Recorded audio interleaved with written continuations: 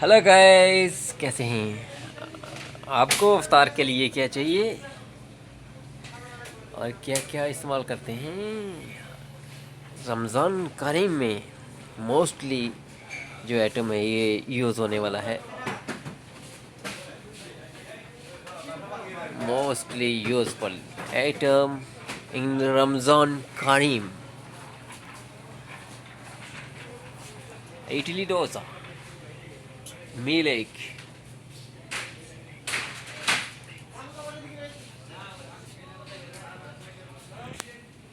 लबन।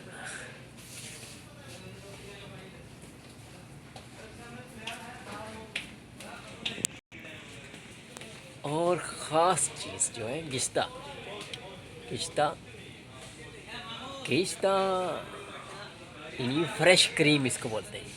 ये fruit salad में बहुत ज़्यादा इस्तेमाल होती है। दही भी यूज़ करते हैं। उसके बाद शराब, आहा, कितना प्यारा सिरप, आप शरबत पी सकते हैं। ये शराब आप पिए हैं तो बहुत मज़ा आएगा।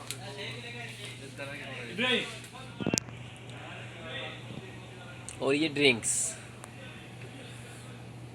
मिलते हैं एक नई वीडियो के साथ।